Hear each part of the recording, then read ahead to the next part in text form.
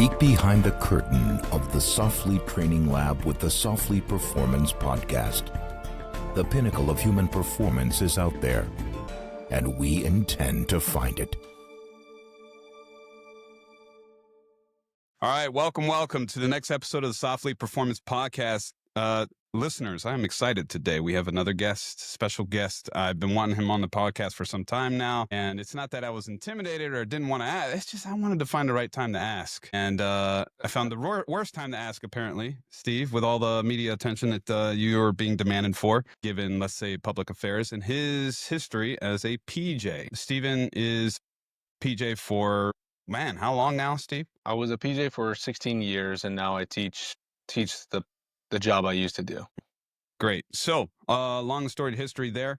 Now founder of a nonprofit known as Shields and Stripes, which I've mentioned before on this podcast. It's essentially a really souped up, well done, how I would do it transition program or just assistance program for the military first responder community. We also have with us, always a treat, OG Brent, founder of Softly. So, Steve, we wanted to talk about, well, what it is that you're doing now. Why is it important? What is Shields and Stripes? So without further ado, if you could talk a little bit about that. Yeah, I'll just go into the story. Did about 16 years in the Air Force as a PJ. Spent majority of that time at the 24th STS. Deployed. I had 10 total deployments. On my 9th deployment, or after my 9th deployment, I had just really recognized some signs of like distance from my family, lack of communication, irritability was up, loss of memory was the biggest concern of mine at that time. Was I just couldn't remember people I'd known for a long period of time. And so we had a unique group of resources embedded within the special operations squadrons, and they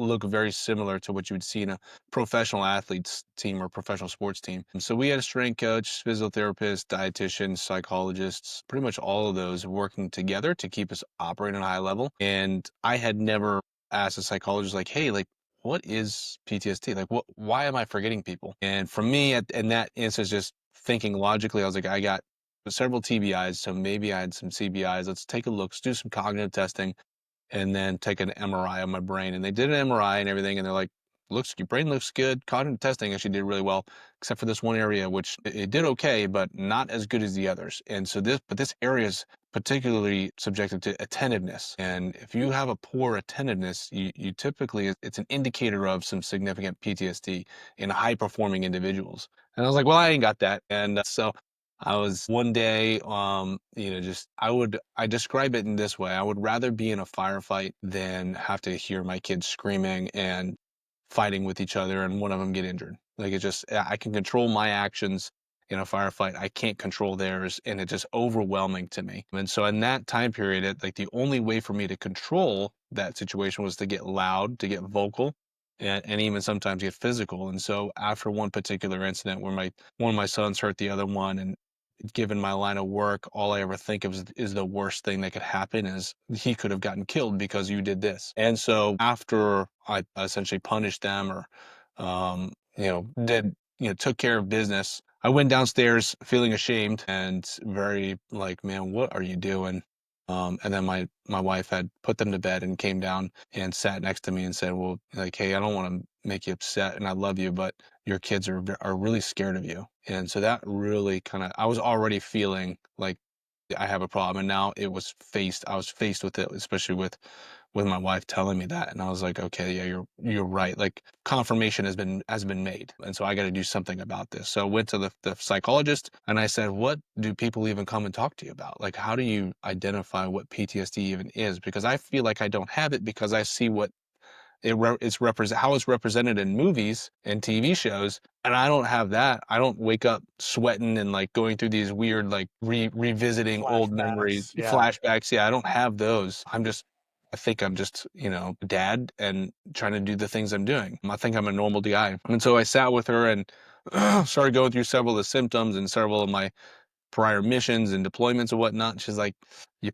probably have some pretty serious things to contend with here. And let's work through some of these with some of these tools and techniques. So I started working through those. got to feel better. I got to feeling like I enjoyed my job, because there was a point where I just didn't like doing my job anymore. We'd go jump, we'd do some skydiving. People pay for that, and I was just like, God, we got to go jump again. And so, like, those things. It's like I didn't want to do that anymore, but started to enjoy it. One of the exercises, or one of the techniques we have to learn as a PJ, is mountain rescue, so mountain climbing. So at the 24th STS, you farm out to these different squadrons and units, and then you come back together as a team, and as a small team, 6-man team. Was the team leader of that group, and I said, let's go out on kind of a morale building trip. Let's do some mountain climbing, but keep it really light, and make sure that we get these combat controllers who don't do this sort of thing. Let's get them feeling comfortable so that they understand a little bit about what we do. So we went out to Boise, Idaho to do that. Had a guest come onto our team from another team, and started doing some climbs out there, and really, really great time. Really beautiful time period to be there. And then on the second day, on the last climb of the day, one of our guys had climbed up, set up an anchor, doing some lead climbing stuff, and then set up an anchor to do rappel.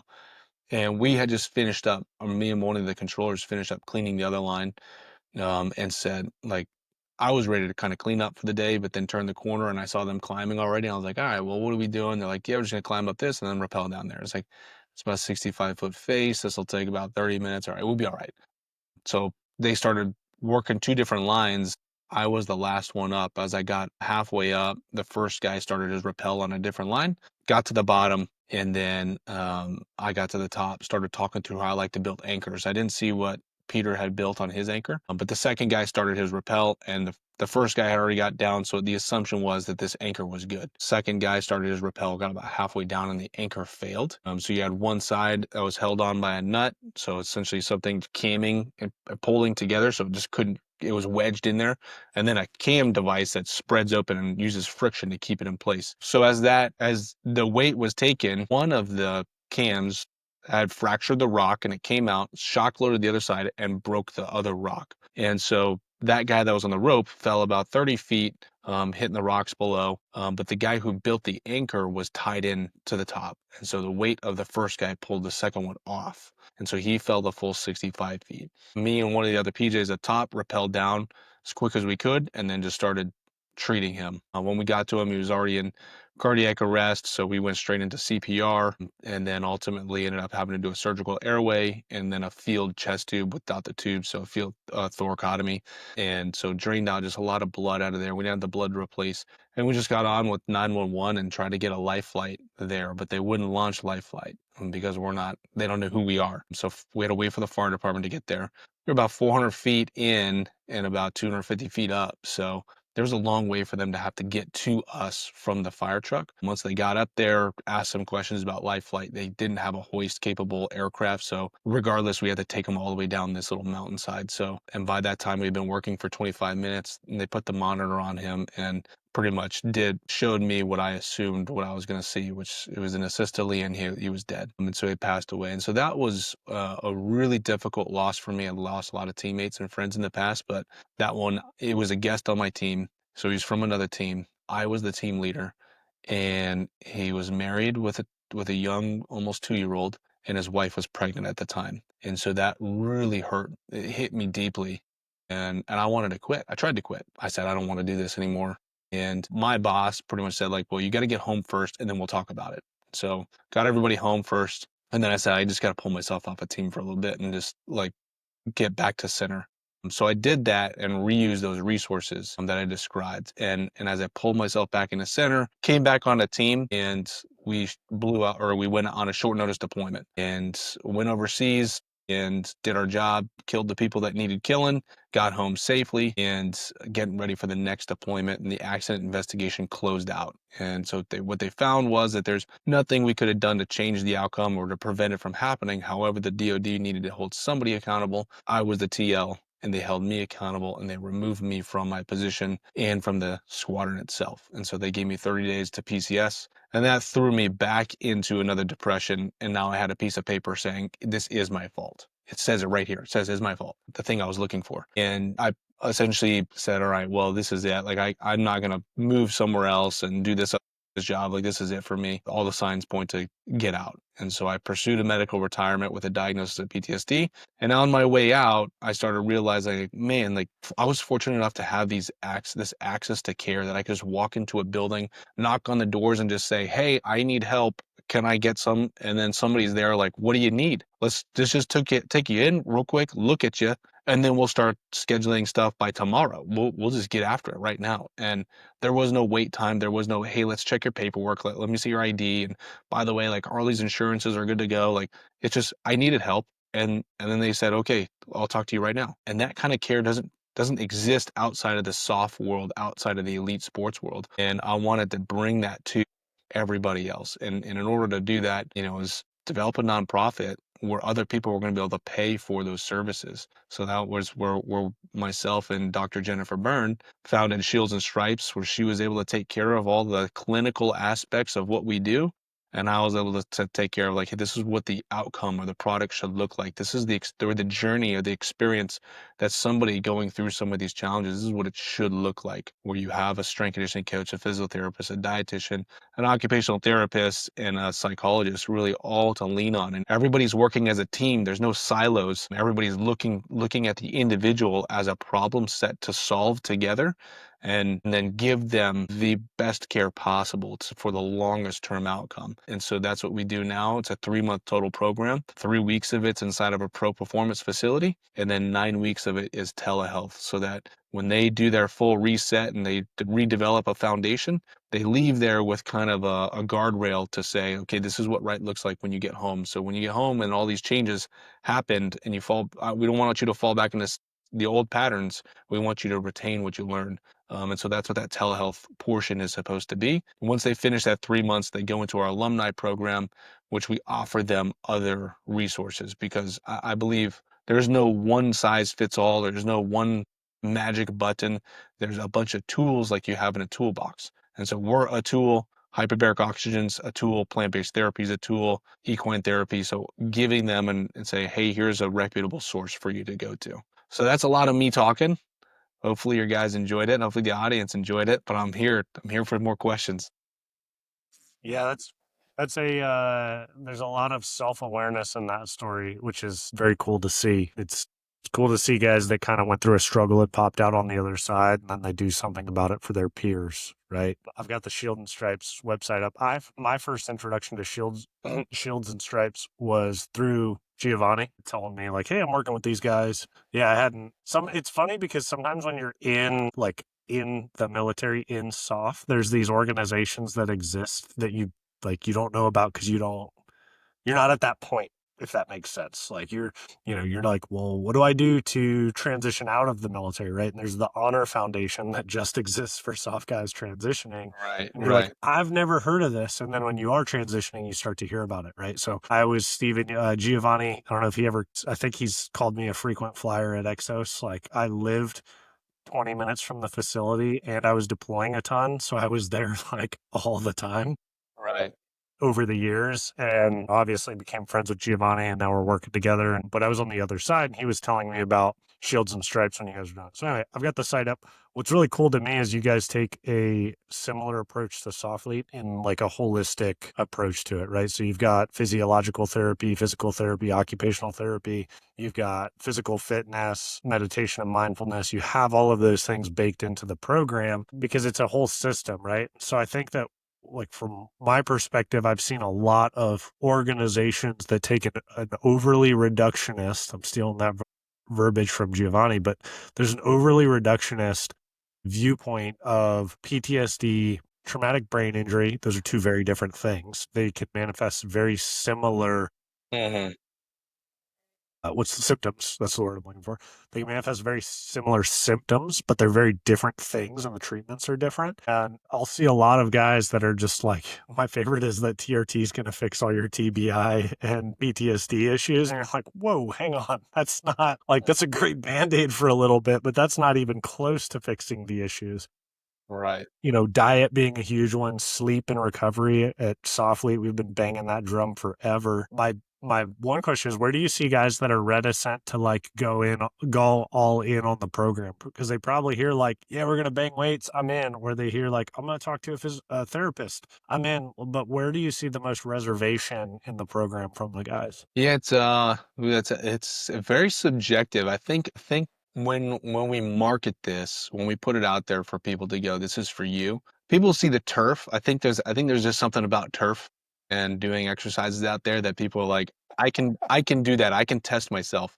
Where you, if you show a weight room, it gets intimidating, and some people would just go like, I don't want to lift weights and whatnot. Or you get some guys that are just like really into Olympic lifting, and then they see some air resistance machines and go, that ain't for me. But you put turf out there, and that can be for everybody. And so it's really a test of like, okay, like I've never been on turf, I don't know what to do. Maybe I'll get coached by somebody who can use turf. So that's just like a psychological game of being able to put that out there. The Yeah. reservation we see is a lot of folks come through or hesitate putting the package in because they think that they have to perform at the level of an NFL athlete. And so it's like, no, Oh, no, we don't interesting. expect you to run a 440, right? Like we don't Nobody yeah, does. Yeah. yeah. Like what we expect you to do is to commit to the program and say like, yeah, give it your best and let the masters of their craft do their thing. Let the guys like Giovanni, the coaches and the physiotherapists, let them do their work, and that you just got to show up. But I think what we actually see is is a lot of folks show up because they like, yeah, I actually came here because I lost my physical form, I lost shape, and I'm ready to get back in shape, and this is a good opportunity for me to do that. And then by the end, they're going, even though I said that getting back in shape was the main thing, like I look forward to each day working on myself mentally and taking care of, I look forward to the psych therapy aspect of this because that's something that's a muscle that they don't typically work, and it's like hidden back here, it's shoved in a drawer, and if they don't open that drawer, that thing doesn't exist. And then once it's open, it's like, okay, well, let's unpack some of this stuff. So yeah, that's a good question. That's Very. interesting. Interesting. Just hearing you talk about these things that I've observed. For example, the last point with like people being very much like, "Oh, I'm out of shape," and for me, that was always way back burner. Like that will come. You know, all you have to do is cook the recipe. Like, but you're right. There's like a significant amount of insecurity where they're like, "I got to prove myself." I'm like, this is not that. And, Right. and it's weird for them to wrap their heads around that. Why do you think, where's that coming from? The need to, how many, man, I'm thinking back to all the cohorts that I've worked with. How many of them come in that first day thinking, I got to prove myself and like, yo, pump the brakes. This isn't a competition in that way. Like, where's that coming from? I think I know like kind of what the answer is, but I'd love to hear your thoughts on that. Where's that Well, need to it's prove? always an ego thing, especially in the males that show up, and especially if you have, because the people going through the program, they meet each other before going there. They meet each other virtually, right? They go through an application process, and then eventually we all come together a couple times in the virtual space and say, okay, do an introduction, so and just talk through. So it's not a surprise of what they're getting into. But when you see like, hey, there's a Green Beret going through the program or some other soft operator, they go, and then you have a law enforcement or a firefighter going through there that they're tough. They're all naturally tough, and they're like, oh, but I got to make sure that I'm just as tough. Like I'm just as tough as this SF dude, and so you can see that, and then you start realizing that these folks, although have very different lifestyles and have very different career paths, that their symptoms all manifest very similarly and the causes are just very different. But yeah, I think it's just an ego thing that when they see that. It's a good Having dynamic. Yeah, I remember very vividly, like my first time showing up to Exos, which was in the capacity there. Like we used to call it a tune-up. Like it was more supposed to be a regenerative experience than a like let's max out our bench press and power clean experience. And I Right. still remember immediately being competitive. I was there with my peers from my same unit, and I remember like Aaron, who was a Green Beret, super fit, strong, high power output, him and I competing. Like, he was beating me on whatever it was, like power output, and then I was beating him on some endurance stuff or whatever. Like, I remember very vividly competing. And it's like, we're literally there for physical therapy. We are idiots and we're there for physical therapy, and we turned it into a competition.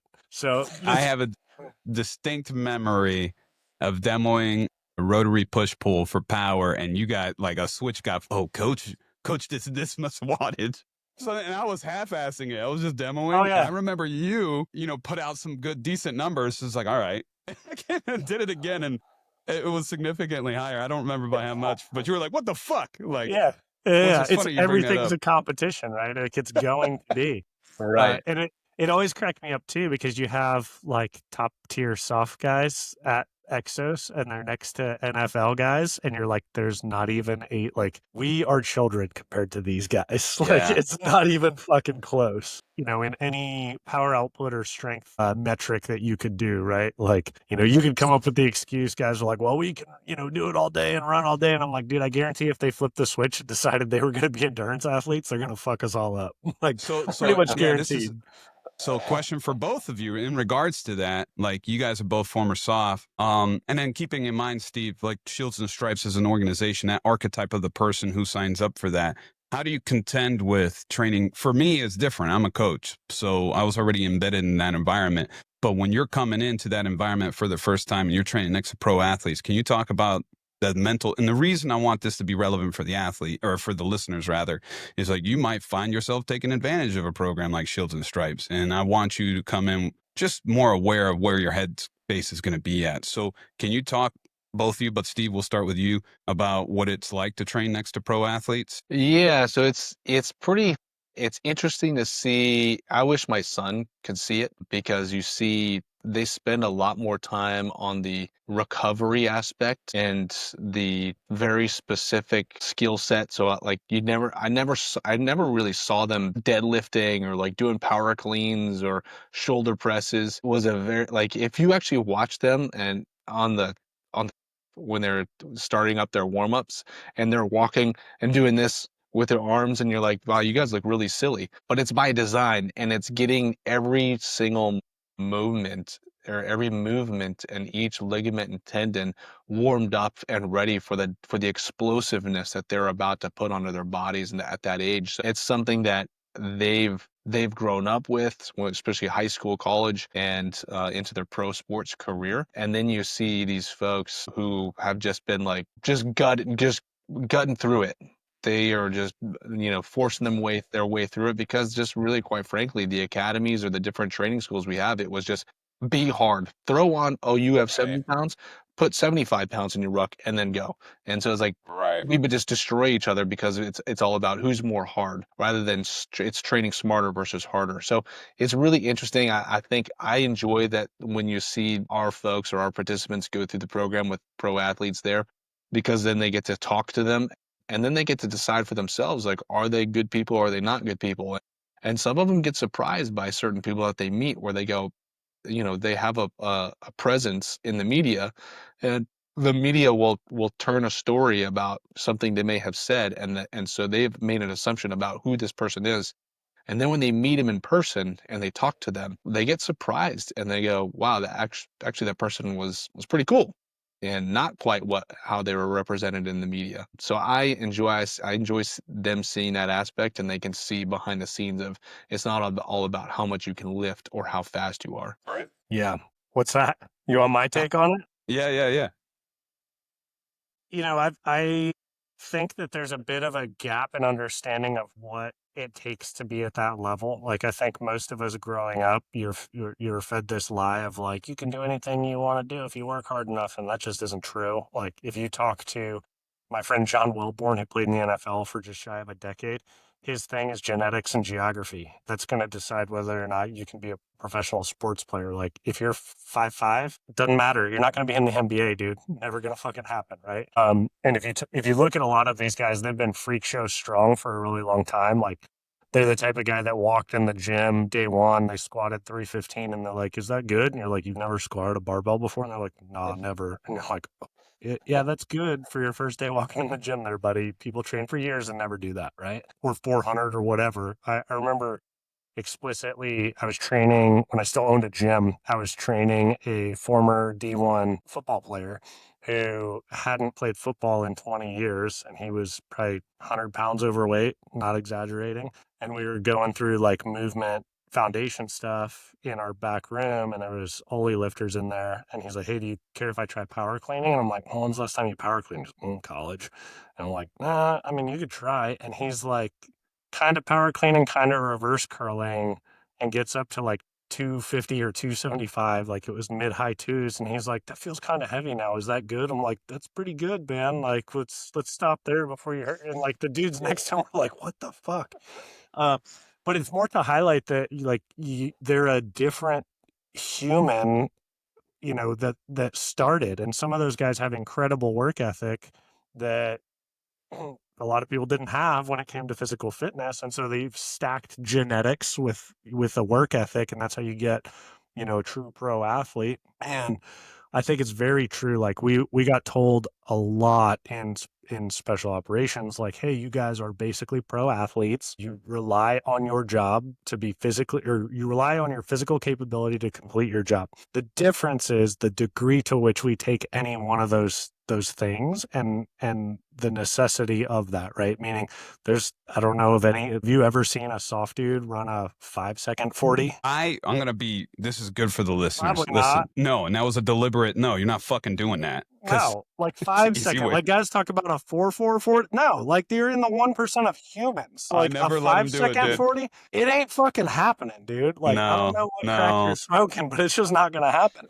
and it's not worth it. It's not worth it. No. Like just the risk, the amount of risk. Because you guys have heard me say the rules before. Rule number 3: don't have a stupid story. What I never wanted to do is, if you guys were sent to me for however long, pull a hammy, and then I got to report to your fucking team. "Yeah, I broke your dude. Why did you break my dude?" "Oh, well, he wanted to run a 40. Yeah, running around a 40 next to a combine athlete that's 10 right, years younger than him with none of the mileage. right, right. But what you said, Stephen, what you said about recovery, I think was super important, because there's the guys that I've seen that start to take to a program like Shields and Stripes or Exos or Softly, what starts to click for them is the recovery from physical activity. Like they get the idea of like, hey, you're training hard, got to recover hard, right? The effort we put in that 1 hour, 2 hour session, we've got to put that same amount of effort into recovery. And so that to me starts to bridge a gap between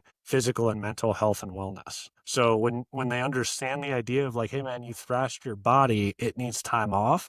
And then when you flip the script and you're like, you also did that to your mind. Like you went on a 2-month, 4-month, a 6-month deployment, whatever it was. Yeah, sure, you're hanging out with your buddies. It's the best job in the world, but it's fucking stressful. Like even when you're on your 58th deployment for 20 years because you started the GWAT and ended it, it's still stressful. Even the most like ice in the vein dudes get stressed. They may not show it, they may handle it exceptionally well, but it is still extremely stressful. And you have to give yourself the mental downtime. So what I've seen is that it's a like good way to bridge that gap where guys are like, yeah, I'm fully bought in, man. We've got to do all this regen stuff. We're eating properly. We're getting the massage on Wednesdays. And then you kind of like flip the script and you're like, yeah, you need that for your mind as well, right? And that's where typically the sleep talks start to come in, because I know personally, if I'm super stressed, I don't sleep for shit. So I have to find ways to downregulate and de-stress daily just to go to sleep, right? And so for a lot of the guys I've seen, and you've probably seen this as well, a stacking or a compounding of errors where they're like, okay, I'm really stressed. I'm starting to stress eat. I'm not training as hard because I'm tired from not sleeping well, eating my feelings. It's that self-licking ice cream cone. And then they're like, okay, boom, TRT, let's slap the Band-Aid on it. And you're like, no, no, no, no, no, no, no. Let's do a whole bunch of this work. And then the TRT is like, great, let's do that on the backside. I guess the question I would have is, have you seen guys like kind of come out of the Band-Aid mentality and understand that it really is holistic, or does it take like multiple rounds of, I guess, treatment, for lack of a better term, to get that point across? I think there's a lot of trial and error, and I think there's a lot of what the latest fad is, as always. Like, hey, what's the latest and the greatest, and what everybody's saying. Yeah, like exactly. There was the time of like the ice bath is going to solve all your problems, and get up at 3 a.m, and no matter what, it doesn't matter. Like if you go to bed at 11 p.m., 3 in the morning, and that makes you hard, and do an ice bath right when you wake up. I was like, okay, well, I blame Jocko and Goggins for that. yeah, that might, well, dude, let's talk about Goggins for a second. Oh yeah, yeah. But yeah, so you see these fads, and um, yeah, you're right. Like, I think there's also was something to be said about, sleep is obviously our most important. It's the thing that we focus on that I think the least, especially in our line of work, but especially if you look at first responders as well, like they just terrible sleep. And then, hey, what do I need to do to get to sleep? I'll either throw in some melatonin, or I'll just have a couple drinks, and then that'll put me down. And it's like, okay, well, you had a couple drinks, but have you ever seen what it actually is doing to your body? It may not feel it, but having a wearable and then seeing it, and then you're like, oh, yeah, actually my HRV just decreased significantly. My heart rate went up, my respiratory rate went up, my temperature went up. And so it's like, you're not actually getting good quality sleep. You're unconscious, and like maybe you're actually like holding your breath in your sleep, which I have sleep apnea, diagnosed with that at 30 years old. So it's like, where we focus on that sleep and making sure that that's good to go in a natural way, in an organic setting, right? I think the biggest Band-Aid I've seen so far in the mental health space is the psychedelics, the plant-based medicine. I think, again, it's a great tool, but right now I think it's being sold to the VA and other communities that this is the end-all be-all, and all you need to do is just do that, and then your problems are solved. That's what I'm seeing quite a bit of, and it's a bit frustrating because some guys, and I've had a couple guys have bad experiences, but the majority have had good outcomes, and I think it's great. What I've seen is some guys just start chasing that dragon, and then they start going, that made me feel good, like I forgot about all these things, I stopped drinking, and I had my spiritual experience, spiritual awakening. And then like like whatever incident or challenge or trauma takes place later, and then they go, I know how to do that. Like, I remember what fixed it. Yeah. I'm gonna go do that again. And then this cycle just continues. And I have friends. It's not. I'm like, Yeah, they haven't addressed the foundation. yeah, they've gone to like 28 different spiritual journeys, and now all of a sudden, like, that's impacting a little bit of their chemical makeup of their brain, where they're getting super paranoid. And you're like, yo, maybe like let's get back to the basics. Like, I think it's a great tool. Use the tool, but also like let's get back to fitness. Let's get back to eating well and sleeping well. Yeah. We had Dr. Kate Pate on to talk about that and just psychedelic medicine. And the research is pretty freaking clear that there is work you have to do pre and post. And Yes. I think you're right. Like, we're kind of attached to this quick fix thing. And there's plenty of people who are willing to give you that fix. That's the thing that's frustrating. It's like, yeah, but if I told you had to do weeks of journaling and counseling prior and post to take full advantage of that, most people are like, I don't want to. Like, no, I just need a weekend, right? Like, Yeah. Yeah. I need a weekend to fix 20 years of trauma. Sure. 96 hours of licking toads, man, and you're set. That's all it is. Yeah. But I mean, I guess this is revolving around this central point that I think most adults, if you're willing to accept it, it will manifest and you'll be in a healthier spot. But real positive change takes work. It takes active work. You can't just, well, I can't run a 4.40 just because I want to. You can Right. will it. Well, and you have to, I think, leave room for, if you want progression, you have to leave room for regression, right? So we've all had those Yeah. days, times, weeks, whatever it is, where you're like, yeah, man, I'm getting stronger, faster, fitter, leaner, whatever it is. You're making progress, and then you're like, shit, I used to be better at this, right? With it, like shooting maybe one, you're not dry firing enough, right? You're not hitting the Right. range. I used to Right. be better at this, and there's a regression there. And I think you've got to decide at that, at that point in time, are you going to go, oh, I'm bad at this. This is hard. It sucks. Or are you going to go, okay, well, I know what I have to do. I've done it before. I'm going to do it, right? You fall off. It's always tough. We're like pretty anti-alcohol at Softlete for a multitude of reasons. One, it trashes your sleep. Like, that's the number one reason is most of our guys are drinking in the evening and it trashes your sleep. Like, just absolutely destroys it. But it's tough because often when we talk about alcohol, people immediately go to substance abuse issues. And so, if you're talking to somebody who has a problem with alcohol, not just a lifestyle choice of like, it's healthier not having it. When you talk about like a regression there of like, oh yeah, I had a couple drinks at the work function, like, whoa, that's not acceptable. We're not talking about alcoholics. What we're talking about is guys who are realizing that the alcohol is killing their sleep, and that's generally speaking not worth it. But if they go to the dinner party, the whatever, and they do the thing, that doesn't mean now to like go off the wagon. And I feel like I've seen guys where it's like, well, it's just not worth it. It's so hard to work out. You know, I'm tired.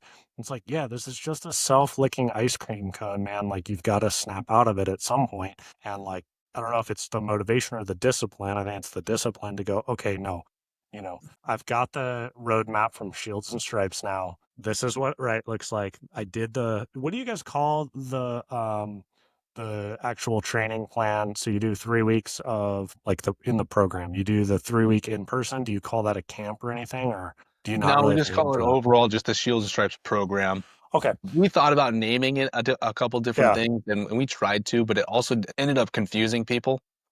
I have such a self-deprecating sense of humor too. Like I would call it fat camp if we did it for Softly. Like, but that's not the right thing to call it, right? Like, Right, right. yeah, it's tough to name those. But so if you do the 3 person or the 3 week in person, you know what right looks like now, right? You're showing up to Exos, you're training in the morning, you're getting a talk about nutrition, they're building your meal plans, like you're going through the whole gambit, and that's kind of like your center. And can you live like that Monday to Friday, 52 weeks out of the year? Absolutely not. It's not going to happen, right? But can you live 50% of that for 50% of the year? I think you probably can. Right, and there's an accountability aspect. I think like Giovanni came out and was able to do a little alumni get together that we had in Phoenix, and really, really great experience because you got to see the folks in different levels of their program and where are they now and how has this impacted them. So people the participants who've been out for 2 years or after the program for 2 years, are they still doing the same thing? And I think what we saw is some of them identifying, like, I can tell when things start falling off. Oh, that's When good. I start getting complacent or I start getting too busy and I can feel like, oh, well, yeah, like I'm not working out the way I used to, and I'm not feeling the way I used to, or I'm not committing myself to these activities the way I used to, and I need to rediscipline myself. So I think it's a really good reminder because they go through that program and they get really disciplined in their schedule, and then they start falling off, and then they go, well, things are getting a little bit crazy right now. I remember when I was really good, it was during this program. How can I get back to that? And so that the community, the alumni community, has done a really good job of holding everybody kind of accountable because then they ask each other questions through their little signal chats or whatever chats they do have. But yeah, it's really great to see them fall back on the foundation. I think that's what I really want it to be, is a foundation that they can always go back to and go, this is the blueprint of right. I'm glad you brought that up because I mean, yes, the cohort, the members of the cohort that go through the experience meet each other prior to, like, via distance, I'm assuming for most of them. But the first time they're all working together as a single unit is in that 3 week in-person experience. And then the 9 weeks of post-care, you're right. That's something that I don't see done well outside of people talking about it. Like, and that's not the same thing as actually doing it. And what I'm referring to is actually the community that you guys have built within each cohort. I mean, one of the cohorts, and I know it's not unusual now, but I want everybody listening to consider this. I mean, you're training with people for 3 weeks and you all decide to get a tattoo to commemorate the experience. That's a pretty fucking big deal, man. Yeah. So, because I'm very hesitant to do something like that. So anyway, I bring that up because because I think most people would be. But that being said, I don't think for veterans who have been separated from service, I think they're aware of different programs and nonprofits that offer experiences. But I can't think of a single one where it's like, okay, I'm going to talk to these people for the rest of my life, hopefully. Right. So kudos to you on that front. I have a question around, because we've talked about it very, let's say, amorphously. I can't believe I'm using that word, but talking about the first responder specifically, do you see differences with firefighters, law enforcement compared to the veteran military population? I don't see, the only difference I ever see is when they feel like they're around veterans who have deployed and been to combat and they go, well, I haven't seen what you've seen. And so they get that, like, they get that, they minimize their experiences. And the response I give is like, I also have not seen what you've seen. Like, I haven't had to Yeah, go. sure. And I don't have to drive by the traumatic events that I experienced. I don't have to drive by them every day. You know, I don't have to. Mine are overseas. Or it might as well be on a whole nother planet. Versus if I drove by a car accident where I had to pull out some children after a car accident, that'd be horrifying every single time. In fact, just about a week and a half ago, you had a bus out here in Tennessee get into a car accident with a box truck where it ended up in two young middle schoolers lost their lives. So two children, and I can't imagine the first responder that had to show up there. It is a smaller community that had to, essentially place sheets on these little kids, and now every time they go to that intersection, they're going to remember that, and it's going to stick with them forever. So that's one traumatic incident, and then the next day there's going to be another one, and then there's another one, and so they're 800 times more likely to see traumatic experiences or have traumatic experiences than the typical individual, the typical general population. But when it comes to physical output and effort into the program, there's no difference. I think what we see is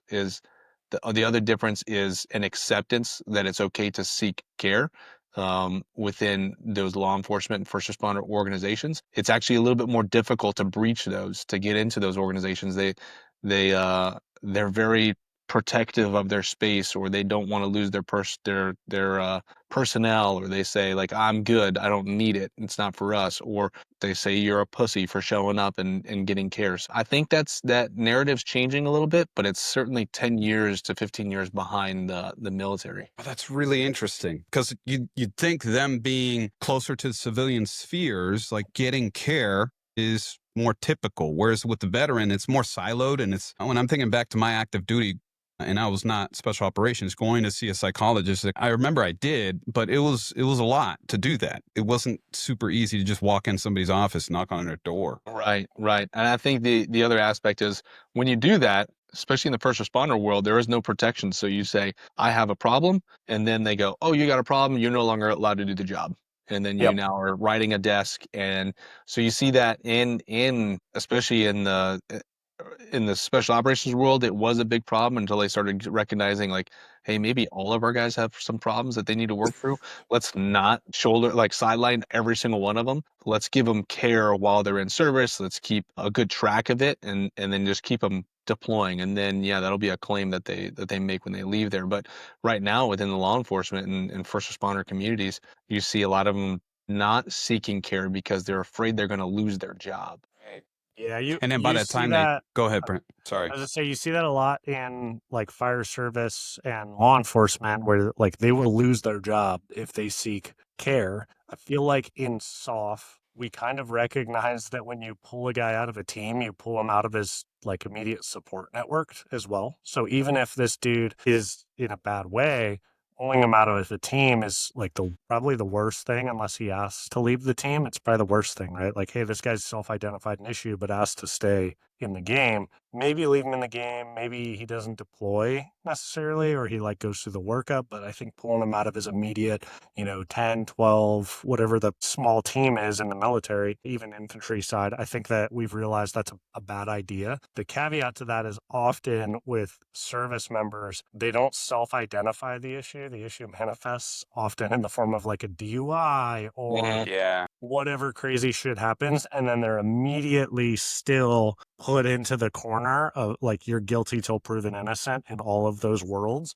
And now you've done that, right? You've got a guy had a substance abuse issue because of mental health issues, and now, yeah, he totally fucked up. I don't condone drinking and driving, but you've pulled him out of whatever support system he had immediately. So I think that I've seen that as a failure. But Stephen, to your point, the first responder communities writ large, as soon as they self-identify an issue, they're like often pulled in, they're taken off the truck, they're taken off the patrol, whatever it is.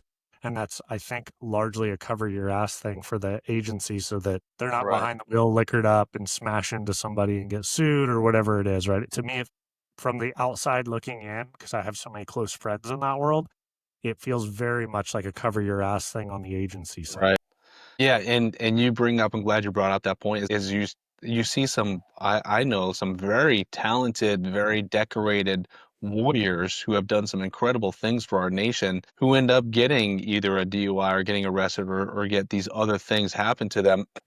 Then they get labeled to be the dirtbag, like, oh, this dirtbag over here is like, actually, like, yeah, like, I don't agree with the actions he did or the things that he did, Yeah. but maybe if we caught that sooner instead of letting him go down this pathway and encouraging it, no less, like, hey, by the way, like every single time, there's always a celebration, whether it's or a promotion, it's Friday and we did a cool mission. The guys down overseas did a cool mission. There's something or some way to go out and get drunk and hammered or whatever. And then you still see that guy like, oh, that guy's got a problem. Well, he's probably contending and dealing with some like demons. And instead of like addressing it and saying, hey, let's get this guy taken care of, we let that dynamite blow up and then label him the problem child. And you're like, Yep. actually, like we are the problem because we didn't help him out soon enough. Well, and let's be honest, you only recruit problem children into the profession of arms. Like you're asking people to sign up to go into harm's way and to kill people at the end of the day. Let's call a spade a spade.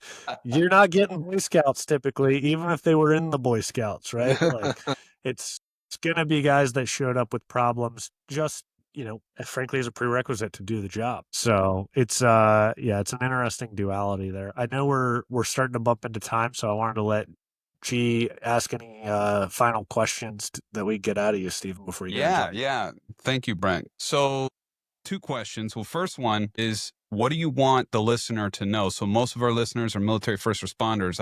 I see them as potential candidates to go through a potential cohort. So I know that you know who you're looking for, who's going to get the most out of this program. So why don't we start with that question? Who are you looking for? Yeah, so the best candidate for the program is an individual who's identified that there is some challenges in their life that they need fixed and they're willing to put in the effort to get that fixed. Individuals who, I know we've talked a little bit about substance abuse and we haven't really touched on the acute like suicidal ideation. Those two are not necessarily something, we're not an intervention program, so we don't do interventions where if somebody's talking about taking their own life, we send out a team. That there's other groups that do that and we partner with those, or at least know those groups, and we can guide them to that. Likewise with substance abuse, we aren't a detox facility, but we have partnerships with organizations that are. So we kind of, when the individual applies, we kind of, I don't want to say weed out, but we screen for those and then farm them to the other organizations. And then when they do, so if the right individual says, hey, I am at a place in my life where I need to make a change to salvage my family, to salvage myself and seek a better life. Like those are the individuals we look for. And the trauma, I know we talked a little bit about combat trauma and seeing terrible things, but a lot of the individuals who come through our program also have traumatic experiences through military sexual trauma or other sexual abuse, or even childhood trauma. It doesn't all have to stem from some combat. And that's why I want to make sure that there's no assumptions made that, oh, you have to be a special operator or you have to be this XYZ. Show up to our program with some sort of symptoms. And I'm not looking for a DD-214. I'm not looking for a diagnosis. I'm looking for, do you have problems with some of the issues or some of the things that you've faced in the past? And are you willing to make a change in an effort to make that change? Great. And I want to put a stinger on that. I think a lot of the people listening are like, I don't need that. Well, then you might know someone. Okay. Sure. Asshole.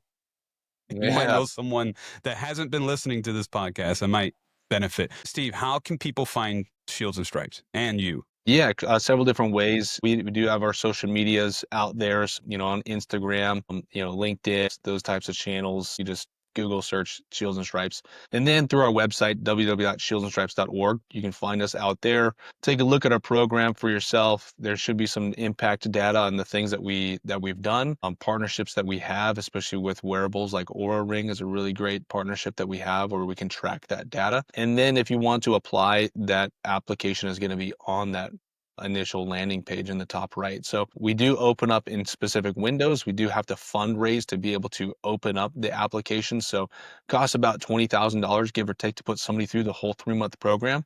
So in order for us to put one of those on, it's about $140,000 to $150,000 to put one program on. So we're in a fundraising mode right now to be able to execute programs. We've done 10 so far. So if you do want to help out and help somebody go through the program, we're looking for members, people to join on a monthly basis to donate to our program. As little as $10 a month really goes a long way for us.